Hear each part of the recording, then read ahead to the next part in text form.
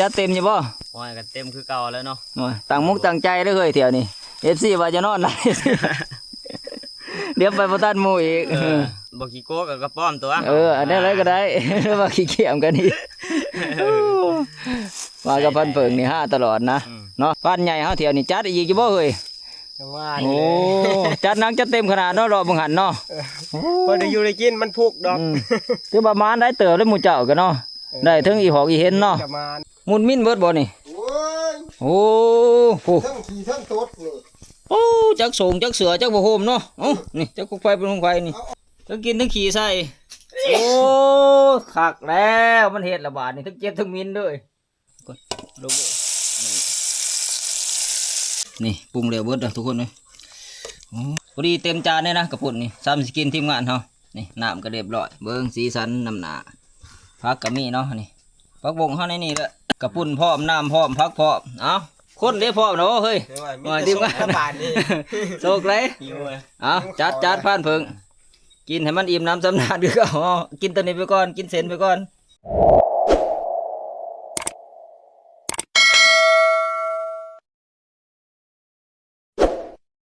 ทักทายสบายดี FC เบอร์จุบุชนเนาะแล้วสบายดีตอนแรงๆทุกคน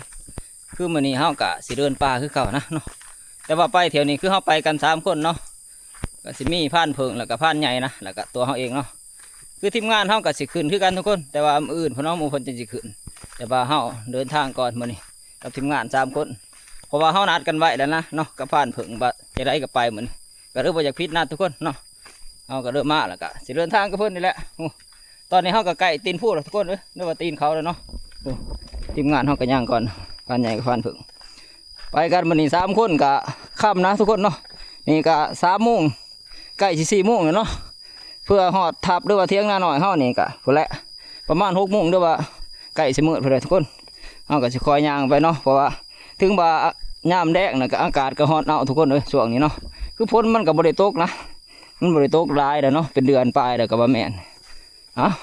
ไปเที่ยวนี้ก็จักสิโศกสิมานบ่ได้จังไดเนาะเพราะว่า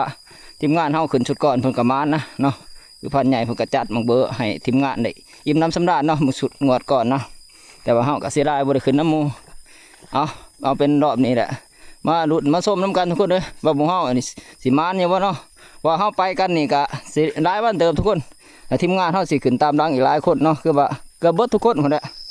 โอ้ฮ้อนคักขนาดทุกคนเลยตอนนี้เขาก็ขึ้นมาหอดพูดเลยนะแล้วว่าหอดจ่ายมันเนาะจ่ายรูปนี้แหละหอดพักแรกทุกคนเลยโอ้อากาศหอดเน่าขนาดเมืองท่าทางนี่พ้นนี่คือสิบโตกเลยนะทุกคนเนาะจังยามไหนเนาะ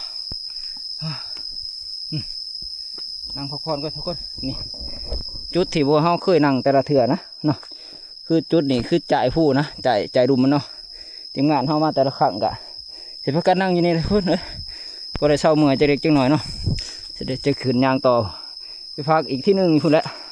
อยู่ถึงรังผู้เนาะทุกคนไปป่าแถวนี้ก็มีน้องม้านำเนาะทีมงานเนาะคือมังมีนะไปนำแล้วกับมาการทุกคนแต่มาหัวหน้านี้คือบ่ทันได้มาเนาะอาจจะขึ้นมาน้ำหลังนะพร้อมผ่านเหี่ยงเนาะเพราะว่าเพิ่นสิมามื้ออื่นคือพวกมักไล่มาเกิบนั่นแหละทุกคนนี่มีแต่หมอการกับหมอมีไปนำก่อนเถียวนี้เอาหมอการไปได้หมกเบอร์นี่หมอผู้ใดเก่งเนี่ยโอ้ทีมงานเขากับบ่ทันได้ขึ้นมาหรอกเนาะยางดังนะฟันเผิงกับฟันใหญ่สินั่งถาบุญเพิ่นอยู่นี่แหละพักผ่อนถาเพิ่นอยู่นี่จะหน่อยเพิ่นมาหอดเนาะแดดก็ยังแห้งอยู่ทุกคนเนาะเป็นคืบๆนะแต่กระพ้นกับบ่ทันตกว่าเฮ้ยจะได้ไปไสล่ะนางก็ตีสิถามนี่โอ้หมอนี่แล้วมันว่าสิปบจะได้เที่ยวนี้จัดเต็มอยู่บ่โอ้ยก็เต็มคือเก่าแล้วเนาะตั้งมุกตั้งใจได้เลยเที่ยวนี้FC ว่าจะนอนได้เดี๋ยวไปบ่ทันหมู่อีกจะเกียจะได้ถ้าน้องเขาเวลาบางๆก็นอนตัดจิมนอนไปนอนมารับอีหลีรับเนาะก็บ่าได้หมอไปก็เนาะเพื่อได้กลับมาทับกับเมื่อยพักผ่อนแต่ละเถื่อกันเนาะเฮาอยู่หลายคืนเฮามาก็เพียก็ว่าได้สิพาโตตะลุยป่าตะลุยลงได้งอดนี่จัดเต็มเด้อย่างบ่ได้ก็พอได้จักแต้มจักหยังก็ยังไข่ได้เว้ยพอได้ช่างผลงานน้ำกระเจ้าเนาะแม่นคือแนวนั้นแหละบ่ขี้โก้กับกระป้อมตัวอันนี้อะไรก็ได้ว่าขี้เกียจกันนี่ว่ากับพันเฟิงนี่5ตลอดนะเนาะ ไล่เพิ่นไปน้ำนี่ก็มีสีสันนะทุกคนเนาะในทีมเฮานี่ก็ไปขวามาเมื่อยๆก็บางเทื่อก็บ่โศกบ่มานก็บ่ได้นี่แหละพอได้หัวน้ำเพิ่นก็บ่แม่นเนาะเอามันจะบ่เมื่อยเด้เวลาเฮาไปไกลไปกวางมากก็ดิ บ่ได้ยอกันเล่นเนาะ มันก็ต้องมีบ้างเลยเนาะเหตุการณ์มันว่าจะได้บ้านใหญ่เฮาเที่ยวนี่จัดอีกอยู่บ่เอ้ย จังว่า โอ้จัดหนักจัดเต็มขนาดเนาะรอบบังหันเนาะ พอได้อยู่ได้กินมันพุกดอก คือประมาณได้เติบได้หมู่เจ้ากันเนาะได้ถึงอีหอกอีเห็นเนาะ ประมาณ ได้อย่างบ่าวสัญญาก็แจ้งเกิดเนาะงวดบังหันเนาะ โอ้เพิ่นได้เห็นตัวบางใหญ่มาได้ เอาดีใจนะเพิ่นแหละเพราะว่าก็คือว่าในนั้นเราก็บ่ทันได้จักเทื่อนะกระดังเทื่อเดียวเนาะเราก็นี่ ทางนั้นในชีวิตเราก็ได้ คือว่าเที่ยวนี้เพิ่นก็สิมาอีกแม่นบ่คิดว่าเนาะ แม่นมานำเบาเฮียง โอ้ขึ้นน้ำดังเนาะ มื้อนี้คือสิเดินทางแล้วมื้อนี้เดินทางมาแต่บ้าน แม่นหมู่เฮาขึ้นก่อนพุ่นแหละไปรอท่าเพิ่นอยู่เทิงพุ่นเนาะไปผ่านเพิ่งไป มันบ่มัน เตรียมพร้อมเด้อเฮ้ยไปได้ย่างเด้มันค่ำนะหมู่เฮา เนาะ แดดอ่อนนะโอ้หมอนี่มาตัวมาแต่ไสเฮ้ยมาแต่ป่าคือกันบ่ได้หยังแน่นี่เบิ่งเฮาเบิ่งแน่โอ้มักตอกมื้อนี่เฮ้ยโอ้ไปหาหยังน่ะมื้อนี้ ไปหาซ่อนปลา โอ้ได้อยู่บ่ล่ะ บ่ บ่ได้ปานใดเนาะโอ้บ่ลุงตุงติ่งหมอนี่ทั้งก็ของจังจังบิงเอากำลังลงมานะนี่เขาเจะก็ไปหากินแต่เช้าๆพุ่นแหละไปย่างต่อฮะผ่านเพิ่งลุยได้มันค่ำน่ะเนาะมันกำลังคืมเนาะบางหันแดดแห้งเติมเนาะจักย่ามได้แหละเพื่อเฉาะเที่ยงคอยย่างไปเรื่อยๆทุกคนมันหอนมันเอาเนาะนี่มันกำลังบดบางหันนี่ น้องทันขับบ่ ขึ้นไปนี่ก็จักสิมีแนวอยู่แนวกินหยังแหละเพราะว่าเฮากำลังขึ้นใหม่เนาะเพราะว่าเฮากับบ่ค่อยได้คั่วหรอกมันค่ำนะย่างไปน้ำทางนี่แหละอาศัยน้องม้า2ตัวนี่แหละเนาะบ่เทื่อมันเฮาให้นะน้ำน้ำทางเนาะ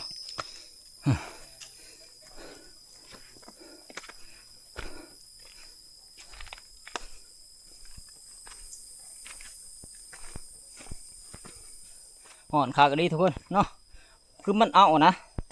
แต่ว่าแดดนี่ก็บ่มีนะมีแต่ว่ามันเอานะมันคึมนะมันเอากับไก่สอดลังพูดเลยแหละเนาะกายเครื่องนะขึ้นมานี่ก็ดิคือว่าย่างกะมาเมื่อยบ่กะน้อยหนึงทุกคนเพราะว่าเฮากะบ่ได้ย่างโดนเติบนะนั่นเกือบ2 อาทิตย์ที่เฮาบ่ได้ย่างนี่เนาะ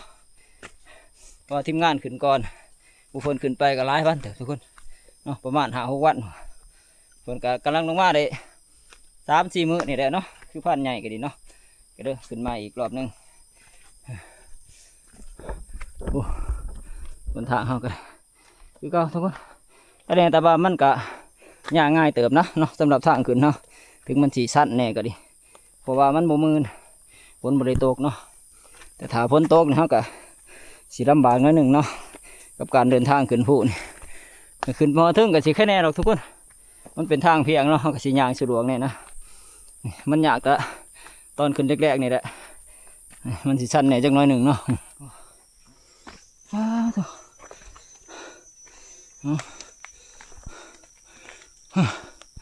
โอ้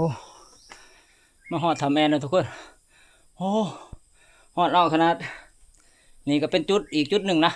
ที่ทีมงานเขาขึ้นมาแต่ละเถื่อก็ต้องนั่งพักผ่อนอยู่นี่เนาะเพราะว่าอยู่นี่มันโล่งแล้วมันเย็นทุกคนอยู่เทิงนี่ก็แม่นล้างผู้เนาะนี่ทำมันจะเป็นหินเฉงือมนี่แหละคือฝนตกเนี่ยเขาก็พอได้สนได้นะนี่ฝนเนี่ยสนตามเห็นแหละลองงูหินเนาะเป็นงูหินใหญ่เนี่ยลงไปดุมกระโลงทุกคนเลยทงให้ทงหน้าเลยเนาะโอ้นั่งพักผ่อนจังหน่อยหนึ่งทุกคนคอยย่างต่อเนาะฟันเผิงก็ร่างซ้ำมาฟันเผิงก็ดิเริ่มเข้าอ่อนนะเพิ่นว่าเพิ่นกับบริย่างเฮิงเนาะและเพิ่นยังอยู่รุมอยู่เนี่ยตาเพิ่นอยู่นี่แหละบรรยากาศยามแรงๆทุกคนเลยหมอจะได้เฮ้ยมานั่งไก่เถอะหมอนะมานั่งไก่ๆนี่เป็นไงเมื่อยแห้งวะโอ้โห ได้สิขาดแล้วโอ้ชักเจ้าอีหยังกระดกกระดอนักแท้ เห็ดกุมมุมอยู่กลางหินทุกคนบ้านเฟิงเศร้าขึ้นมาเนาะเศร้าเพียกเวลานักเปะเจ้าของเนี่ยคือเปะเฮาเนี่ยแหละเนาะเปลี่ยนกันเจียกับเพิ่นนะเพราะว่ามันก็นักแน่น้อยหนึ่งเครื่องของสัมภาระเฮานี่แหละโอ้มีแต่หั่นแหละเครื่องแต่งอยู่เครื่องกินกับแบตสำรองเนี่ยงานรักเขาคือแบตสำรองคือขาดบ่ได้เนี่ยเนาะ โอ้ยเย็นเดี๋ยวบัดนี้ นั่งก่อนน้อยหนึ่งจังย่างต่อโอ้คือว่ามันก็คึมนะคึมคักแล้วมันก็เนาะไก่หาโมงคือว่าโอ้เพื่ออาบน้ำด้วยเนาะเฮ้ยเนาะ อ่าขึ้นมาถึงคือโล่งเนี่ยวะ เนาะ โอ้เย็นคักกันดี ได้อากาศดีกว่ากันอีกนะ โอ้นักอยู่บ่เห็นนักคักบ่นักบ่ได้ตี กะพอไปพอมา เออนี่แหละคือคอยทดสอบเจะได้นี่ ทดสอบบ่นี่ ทดสอบเครื่องไอ้หยังความอึดความทนของเจ้าคือเขาว่าหั่นนะว่าเจ้าสิทนได้ซำใดเนาะว่าบ่ข่อยผ่านมาหลายนะห้ามนักก็ผ่านน่ะเจียนักก็ผ่านน่ะไปให้เจ้าลองเบิ่งก่อนรอบนี้เนาะ โอ้ยเดี๋ยวมันเกินไปนะเนี่ยพัน โอ้นักคักบ่เที่ยวบังหันนี่ โอ้ย อืม มันกับมันอยู่ เออ เขา โอ้ ปากกับพวก ไปอย่างต่อทุกคนเนาะเอากลับมาหอดลังผู้ละพอแล้วมุ่งหน้าไปเสียงหน่อยเขาคือเก่านะคือว่ากับค่ำพอแล้วเพื่อจะหอดเนาะโมแน่นะบางเทื่อเขาอาจสิได้ไต่ตาไปนำทางขึ้นไปเที่ยวนี้กะน้องม้ากะโมหลายตัวคือว่าเนาะเขากะสิออกครัวเป็นบางส่วนนะทุกคนลักๆกะสิออกไปไต่ตาพวกนี้เนาะจุดหมายปลายทางกะแถวบริเวณผู้มันกับผู้เอาเล่าเขาเนี่ยเนาะก่อนรอถ่ายทีมงานนะ เอาไปนี่มันเบาโพดดอกเบากุ้ง เบา เบาโพด เด่นงานบ้านเพิงก่อนบ้านเพิงสายห้าสายหญ้านอนตื่นสายทุกคนเนาะ ไปตั้งสายหญ้าให้เพิ่นอันนี้ก็สิว่าสายหญ้าอันนั้นสายห้าแล้วก็นอนตื่นสายนี่ก็พอได้หยอกพอได้ม่วนน้ำเพิ่นนี่แหละหูอ่านเห็นบ่เฮ็ดอีกแล้วโอ้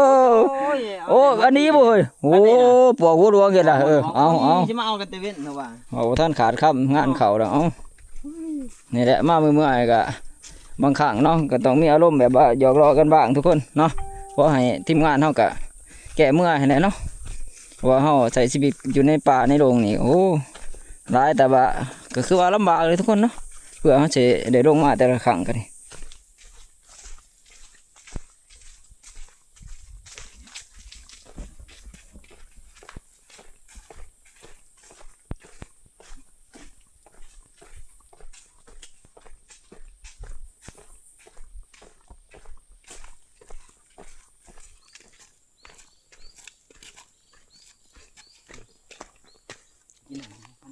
กินน้ำบ่เฮ้ย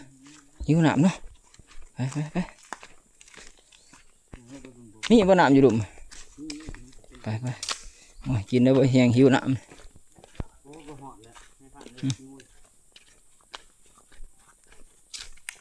โอ้บ่มี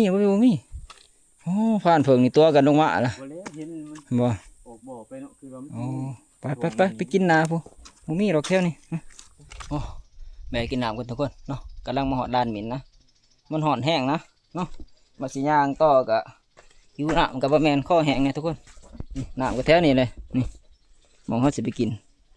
มันเป็นน้ำค่ำนะเนาะนี่ถึงว่ามันแดดแห้งมันก็ยังมีอยู่เนาะน้ำนี่ฝนกับโบตกหล่นนะทุกคนเป็นเดือนนี่ก็มีแต่ห้อยชาวบ้านเขาจะเอามากินนะนี่ห้อยเกลือเขาจะเนาะใส่ดีนะทุกคนเลยใส่คักเนาะบ่ว่าสิเป็นไผ่นะก็แล้วแต่ที่ว่าเดินป่าหรือว่าขึ้นผู้นี่ก็พอได้มาแบกกินนี่นะพอได้มีเหือมีแห้งอย่างต่อเนาะนี่โอ้ใส่คักแล้วทุกคนนี่ทั้งใส่ทั้งเย็นเนาะนี่โอ้เย็นคักกันนี่เอากินน้ำก่อนจักเล็กจักหน่อยทุกคนเนาะเอาจะสิย่างต่อได้หญ้าทางเขาก็ยังไกลคือว่าเด้อเพื่อสิฮอดก็ค่ำคือว่าทุกคนเลยนี่เฉพาะร้านมินนี่ก็เป็นอีกร้านหนึ่งนะที่พวกเขาใส่ในการรบผลเนาะเวลาเขาขึ้นหรือว่าเขาลงนะทุกคนเวลาฝนตกแห้งนี่เขาก็สิก็ได้มาสนทำนี่เนาะนี่ทำด้านมินที่เขาเอิ้นมาทำมินนะนี่ว่าตะกี้มินฮอตมันหลายทุกคนเนาะมันอยู่หลายนะแถวนี้บริเวณท่านนี่ก็เป็นทำใหญ่เติมนะทุกคนนี่เบื้องนี้แห้งใหญ่เนาะแบบว่านี่มันสูงมันกว้างนะนี่มันเป็นโพรงหินเสงือบเข้าไปนี่ ทำน้อยได้ มันยังมีทำใหญ่กว่านี้อีกบ่โอ้ โอ้ก็สิอยู่ทำในของด้านทำดินแท้ๆสิอยู่ด้านต้น มันมีร้านตึงๆบ่ แม่ เออ ใหญ่คักกัน อืม เดี๋ยวไปเห็นนะบ่ บ่เขาบ่เคยไปอีกเถอะ มีโอกาสหน้าเนาะไป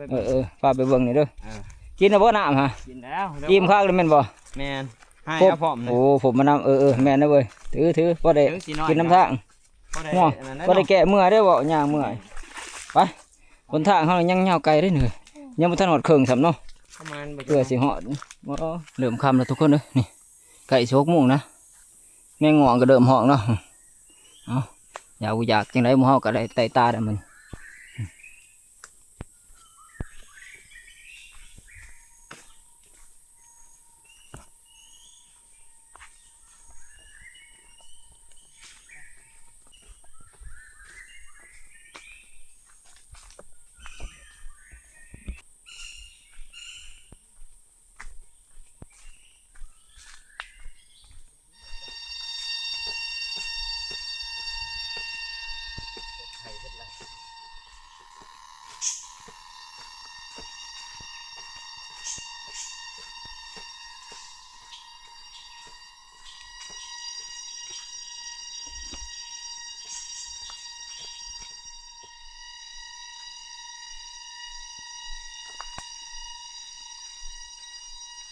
จังได้เฮ้ยนักแห้งแต่บ่มาขอเปลี่ยนนะ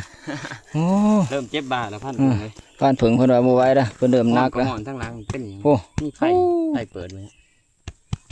เกลือแต่นี่เนาะเต็มกระเป๋าเลยไป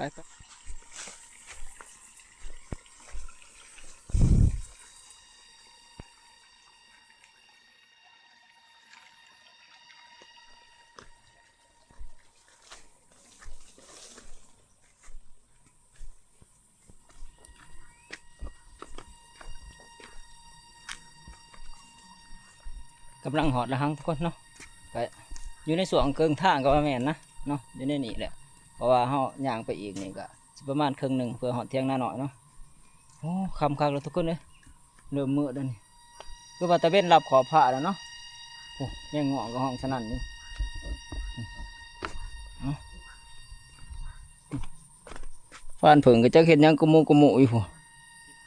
เก็บพักบ่เฮ้ยไว้ได้มันคำแล้วได้เอาผ่านใหญ่กับยางก่อนเอ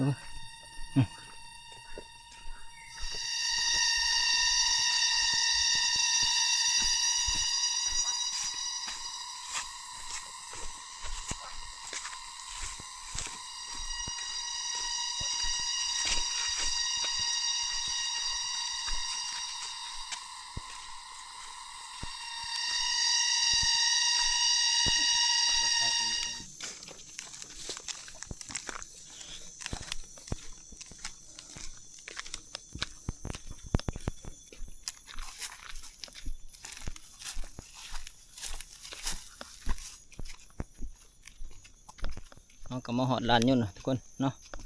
ไก่ทับเฮาแล้วนะนี่หอดเขตนี่คือว่ามันจุดเดียวกันกับทับเฮากับบะแมนเนาะเพราะว่าขามลานยุ่นไปนี่มันก็สิมีโรงกระเราเนาะขามโรงกระเราไปก็พอดีเพียงหน้าหน่อยครับพอดีทุกคนตอนนี้ก็ถือว่าประมาณเกือบ2 ทุ่มแล้วนะนอกผ่านถึงเอาเบิ่งหมู่มาเบิ่งหันนี่ประมาณทุ่มครึ่งนี่ก็ย่างมาได้ไกลเติบประมาณเกือบ2 ทุ่มนะโอ้ทุกคนเลยคือนี่ก็พระจันทร์ไก่สิเต็มดวงแล้วนั้นเนาะนี่ก็เดือนแจ้งทุกคนเนาะเพราะว่าช่วงเดือนแจ้งนี่เขาก็สิหากินกลางคืนลำบากเลยนะทุกคนเนาะนี่เขาจะออกไปไต่ตาหรือว่าไปลักทางพวกมันเรื่องหนองเรื่องน้ำนี่มันก็สิบ่ค่อยออกไปได้ทุกคนเนาะเพราะว่ามันเป็นเดือนแจ้งมันบ่ค่อยออกหากินกับบะแมนเนาะนี่แต่ว่าช่วงยามเดือนมื้อพุ่นแหละมันสิออกดี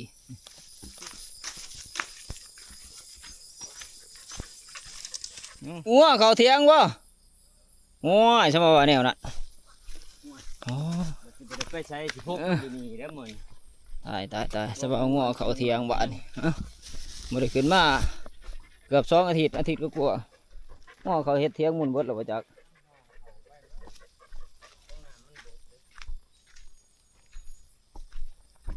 โอ้เอาหอดเถียงอย่ามันโหลดเขาหันเนาะไปเบิ่งเครื่องปลูกของฟังเขาก่อนเป็นจังไดเลยโอ้เสร็จ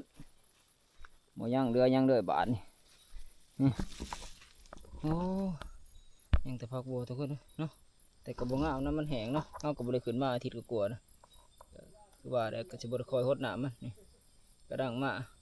และมือแรงมือเช้าจะหดน้ำมันอีกทีหนึ่งนะนี่เครื่องปลูกของฟังเขาเสร็จเลยเหลือแต่คุ้มโอ้โถมันถั่วมันแตงมันยังพอดีเลยเอาปลูกมันก็ลายมันเนาะเต็มบดแถวนี่เซ็ตบดมันเห็ดแหงคักเอาถือว่ากระติดอยู่เนาะมันแก่ติดบดอ่ะบางลักษณะกับฝนก็คือจะโบตกหล่นเติมเนาะนี่ปืนก็แหงหมดนะส่วนพวกโป่งกันนี่เอากำลังโป่งมาหยอดมาเห็ดเนาะนี่ตัวนี้แหละจะได้เห็ดฟักกระปุ่นทำบุแดงเป็นจะได้ง้อขึ้นเอาเทียงโอ้ยฉันมาเนี่ยละฉันมาโพดไอ้แท้โอ้ยเฮ็ดยังเลยมาเอากระถือกระโคมอยู่ มาเบิ่งตีนี่ เบิดจังไร นี่เบิ่งตีแล้วนี่ มุนมินเบิดบ่นี่ โอ้ย โอ้โห ทั้งขี่ทั้งตดนี่ โอ้จักสูงจักเสือจักบ่โฮมเนาะเอ้านี่จักคุกไฟเป็นคุกไฟนี่ เอาออกไปผาดอยู่นอกในพาน มีสูงมีบ่โฮมน้ำตัวนี้ก็เป็นเสือเอ้าก็คงทีมงานเฮานี่แหละแต่ว่าบ่ฮู้ว่าคุกไฟเป็นคุกไฟเนาะเพราะว่ามันหลายคนเอาไว้นี่ก่อนเบิ่ง ขึ้นไปสำรวจเทิงก่อนเป็นแนวใดอ๋อโถ ทั้งกินทั้งขี่ใส่ ทั้งกินทั้งขี่ใส่โอ้คักแล้วมันเห็ดระบาดนี่ทั้งเจ็บทั้งมินด้วยไม่ไหม้นะขี่นี่ก็ดีมื้อนี้นี่เนาะมึงแดงนี่นะนี่นี่หลักฐานยำมุกนี่ยังเป็นขาบน้ำลายอยู่ทุกคนโอ้โถเจะแม่นมาสี่ขาเห็ดคักบ่นี่เอ้ามุนมินเบิดอ๋อนี่นี่มันเจ็บใจแห้งกับตัวนี้เลยนี่มันขี่ใส่พอบนี่ขี่ใส่บนอยู่บนนอนเฮานี่ก็บ่แม่นโอ้เกลือกระทุงบางใหญ่เซ็ตมันเห็ดโอ้ใครแต่ว่าเขายังมีตู้ล็อกของไว้เนาะส่วนมันสิเห็ดเซ็ตเบิดนี่มันเจ็บทั้งมินผ่านเผิงว่าเอ้า โคตรนะบ่ได้ต้องน้ำห้อยเพิ่นละมื้อแรงนี่พันกุ้งเลย โอ้น้ำเฮาว่าน้ำบ่ยากห้อยเฮ้ยเฮาว่าแถวนี่แน่ อันแล้วจะ เอ้ยไปเบิ่งอยู่เทียงเป็นตัวอย่างอยู่แล้ว เฮาย่านห้อยไปแถวไก่นี่แหละ เฮ็ดอันเป้งเดียวจอด เอาห้อยอยากจะได้เฮ้ยซอยจุจักหวานเฮาสิเอาเนื้อสันดอกเฮามาหอดเถียงแล้วก็เมื่อยทุกคนเลยเมื่อยใจน้ำงัวเนาะโอ้มันขึ้นหอดเถียงทุกคนกินเครื่องปลูกของฟังเฮาซื่อๆบ่ว่านะคือหมักถั่วหมักแตงเมื่อกินเบิดเนาะมันขึ้นมาหอดเถียงทุกคนเนาะมาหากินเกลือในเถียงนะแล้วก็กินแล้วบ่ว่าทุกคนเลยกินแล้วขี่ใส่พ่อโอ้จะแม่นมันเห็ดขากอดีทั้งเจ็บทั้งหมิ่นมาจากหลายนะมันแต่ว่าขันเห็ดมันมาอีกใช่พันใหญ่จัดการเนาะบักขนองมันเลยทุกคนบ่ไว้แน่ๆเฮาก็บ่เคยพบเคยพอเนาะงัวขึ้นหอดเถียงมันเก่งแห้งทุกคนงัวตัวนี้เนาะมันโหดเกินไปนะสำหรับทีมงานเฮานี่รับบ่ได้ทุกคนจักขี่จักเหี่ยวเนาะกัดเสือกัดส่งทีมงานเฮามุนหมดนะพอผมแต่ว่าก็โชคดีเนาะที่เฮาก็บ่ได้ขึ้นมาทุกคนในงวดก่อนนี่ มีแต่ทีมงานขึ้นมามีแต่ของทีมงานเนี่ยมันเฮ็ดมุนมินเบิดของเฮาบ่เป็นหยังทุกคนรอตัวไปเนาะเพราะว่าเฮาบ่ได้ขึ้นนำหมู่เพิ่นเฮาก็บ่ได้เอาไว้เด้หมู่เพิ่นมาแล้วหมู่เพิ่นก็พาลงเมื่อแน่ก็ว่าแม่นทุกคนเนาะเพราะเพิ่นก็มาอยู่กันหลายวันนะเครื่องของเพิ่นก็สะสายไว้แถวนี้แหละห้วยมันนำห้วยบ่หลายเติบทุกคน ทั้งบอกว่าโฮมพักผ่อนจังน้อยหนึงจังสิไปหาแตงอยู่ข้อกินกะแนวกินก็บ่มีหยังคือว่าเนาะก็สิเซ็นได้ทุกคนต้มเส้นนะหรือว่ากระปุ้นแห้งเนี่ยเนาะที่เฮาซื้อมาแล้วก็เส้นเนี่ยสิเฮ็ดสู่กันกินนี่แหละแล้วก็จังสิบากันใหม่อีกทีหนึงเนาะว่าสิออกไตตาหรือว่าสิพักผ่อนหรือจังไดเนาะเพอเฮาก็กำลังมาหอดใหม่ๆก็ยังเมื่อยอยู่ทุกคนเลยนี่เส้นที่เฮาเอามาก็บ่รวงบ่ได้ดอกทุกคนเนาะก็คือสิพอกันกินอยู่ดอกนี่กับเครื่องปรุงเฮาก็นี่แหละนี่แหละครบสุดนะมีทั้งรสดีพร้อมทุกคนเนาะมันสิแซ่บน้ำรสดีอันแหละครับว่าบ่มีหยังใส่ก็ดิตัวนั้นมันเป็นตัวปรุงรสเนาะน้องม้านี่ก็หิวพวกน้องม้าทุกคนเลยหิวทั้งคนทั้งม้าเพราะว่าเขาเฮาก็เบิดนะเขาสุกก็บ่ค่อยได้ถือเนาะถือน้อยเดียวก็ปั่นน้ำทางนี่มีแต่สิมาหนึ่งให้ไหมมีเมื่อยแห้งเว้ยหมอนี่นอนดักๆเลยนี่อดใจรอเด้อเดี๋ยวเฮาสิหนึ่งเขาวให้กินดอกแต่งอยู่เขากินกันทุกคนเนาะนี่เสร็จน้ำก็ปุ่นเลยเนาะเหงื่อกบหน่อยทุกคนเนาะนี่มาสิตำกระเทียมกันเนาะตามด้วยพริกนี่เขาก็ใส่บรายไปไหนใดทุกคนเนาะเพราะว่าเขาบ่มากินเผ็ดนะใส่ซ้ำหนึ่งนี่พ่อซ้ำนี่ก็เหลือเฟือเนาะ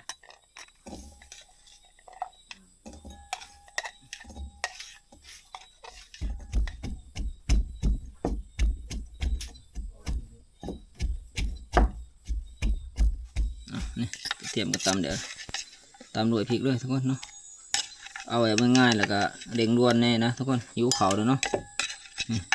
ต้มบ่เปื่อยเป็นไงพริกกันดิปานเผิงก็ได้หิวแห้งนะเอาด้วยเอากระชิบบได้คอยทายเบิ่งไปได้ทุกคนเนาะสิทายให้เบิ่งเป็นช่วงไปทุกคน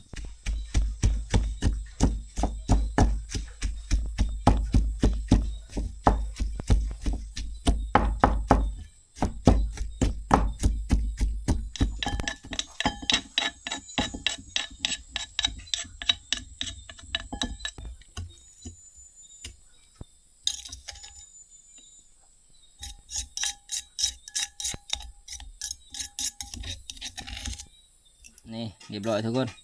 คือเขาตำรวมกันด้วยทีเดียวนะเนาะมันจะมาอยากอะไรเถื่อเนาะคือกระเทียมกับพริกตบมานี่เนาะ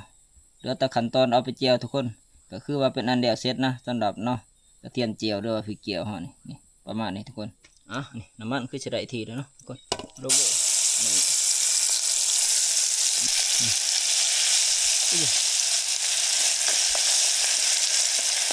หอมครับทุกคนเลยจะบ่หอมยิ้วเขาเรียกว่าหอมจังได หอมเตะรังห่วยๆด้วยเนาะ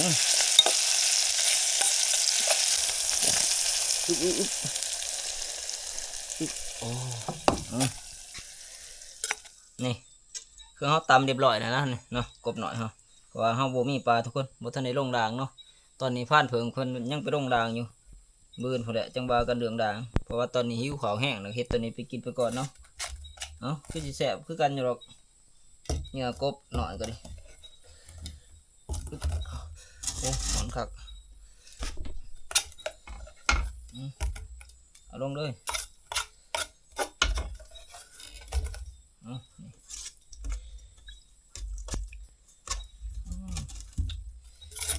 เข็มขนคักขนาดพันถึงเลย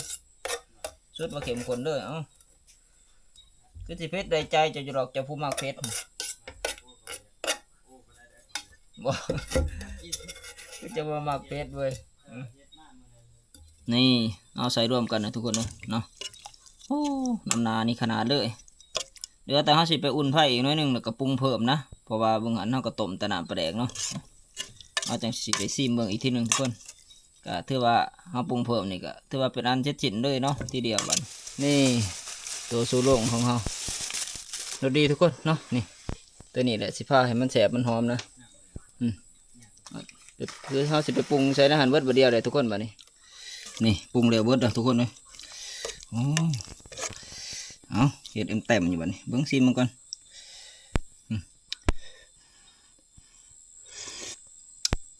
โอ้ขากระดีพันเพิ่งมาเด้อเรียบร้อยแล้วนัวขากกันดีคือเนื้อกบนี่กระแสเพื่อกันเนาะเพราะ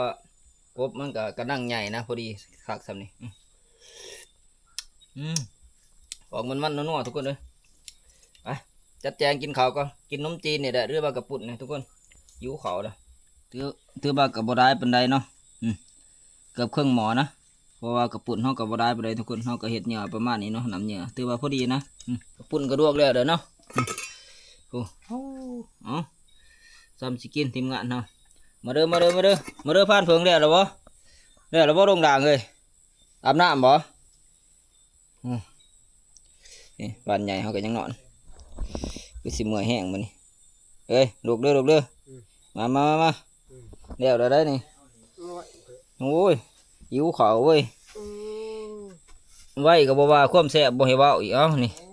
ได้รับเซฟกุ้งมาเบิ่งแน่นำหนามันนี่ผู้ไปเห็นก็ต้องแบบว่าอดใจบ่ไหวนั่นนี่เฮ็ดเต็มอยู่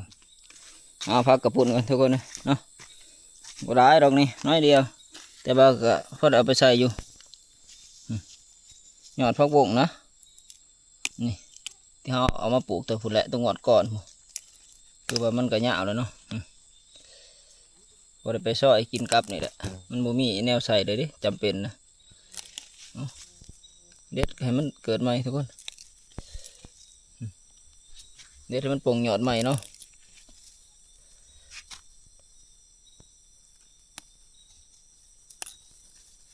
นี่สำนีก็ถือว่าพอได้ใส่เนาะเด็กน้อยดีกว่าห้องบ่มีผักโคดีตัวนี่แล้วทุกคนพอดีเต็มจานเลยนะกระปุ่นนี่ซ้ำสกินทีมงานเฮานี่น้ำก็เรียบร้อยเบิ้งสีสันน้ำหนาผักก็มีเนาะนี่ผักบงเฮาในนี่แหละ บ่ได้เป็นไดกระปุ่นพร้อมน้ำพร้อมผักพร้อมเอาคนเรียบพร้อมเนาะเฮ้ยมาทีมงานโชคเลยเอาจัดผ่านเพิ่ง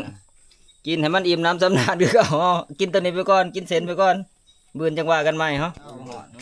เดี๋ยวพักเลย เอาลายได้ข่อยนี่ เอาเลยเอาเต็มตองเลย ตองโลด สมัคร สิได้แต่บ่มีความหอมเล่นเนาะ โอ้ที่ได้เป็นห้องบริเหตุจับเนาะกินยากแบบนี้ เอาแบบเอานี่แหละมันจังไรอัตรสดี เส้นเนี้ยงอะเส้นยุงงงอๆ เส้นนั้นเนี่ยนี่มันโมเมนต์เส้นเพ้อถวย300,000ดอก เจ้านี่มากกินเส้นขนาดนั้นเจ้าเนาะ ของหมักได้ตัวน่ะ เส้นงอๆนี่มากขนาดเลยเจ้านี่ เอา เจ้าจะได้ เอาทองมันไปก่อนมัน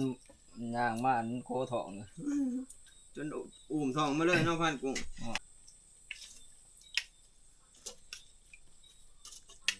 น้องมาบ่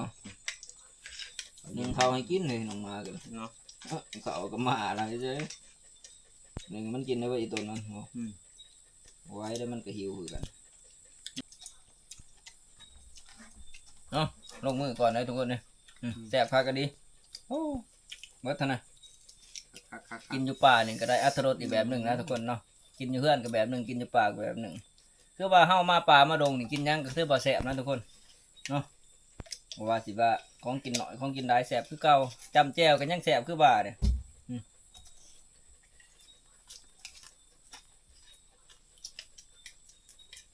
เอากินในร้านได้เบ้ยผ่านเผื่อ ครับมีงานชุดไหนจ้างพันกุ้งเลยไปเห็นหนังบุปุ่นให้ได้ขากดีว่ะ ยันเดียวขอสอกอยู่เนาะ งานเครื่องบุกบแม่น มาจะเฮ็ดกินแซ่บเนี่ยนี่ข่อยเอามาแต่เฮิงก็ดีอยู่เด้ ว้ายห่วยจะวู้บ่สาหยะ โอ้ เซฟกุ้งยังวะ FC เราก็จนตั้งให้ว่าเซฟกุ้งบ่แห้ง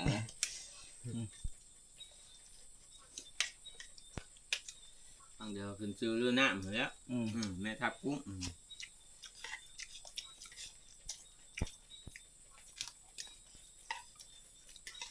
เบิ่งเพิ่ม เพิ่มหน่อยนะ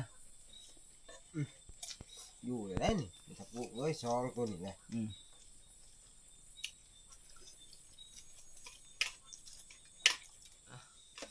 กินข้าวกินน้ำแล้วเฮาก็สิขอตัวพักผ่อนกันทุกคนเนาะเพราะว่าเพื่อมาฮอดทับนี่ก็ถือว่าเลิกเติบนะ2 ทุ่มกว่าๆพุ่นเนาะเพื่อเฮาได้แต่งอยู่พวกกินแล้วก็ประมาณนี้ก็ประมาณเกือบ5 ทุ่มนะทุกคนก็เมื่อยเนี่ยเนาะเพราะว่าเฮาก็ขึ้นมามื้อแรกแน่ก็คือเฮ็ดเนี่ยบ่ทันโศกท่านมานหยังเนาะแนวอยู่แนวกินก็พอปานนั้นเลยทุกคนเฮ็ดขนมจีนหรือว่ากระปุ่นสู่กันกินพุ่นแหละมื้อเช้าจังว่ากันใหม่ทุกคนเนาะสำหรับคลิปนี้เฮาสิปิดไว้เพียงเท่านี้พอกันใหม่คลิปหน้าทุกคนเลยแต่ว่าก่อนอื่นก็ขอขอบใจใน FC เบิดทุกผู้ทุกคนเนาะที่เข้ามาติดตามนะครับชมคลิปของเราแต่ต้นจนจบสุดท้ายก็เช่นเก่าเช่นเคยทุกคนฝากกดไลค์กดแชร์2 บาทคุ้มคนหากินเนาะเพื่อเป็นกำลังใจให้เราทำคลิปใหม่ๆต่อไปสิเนี่ยยังปิดคลิป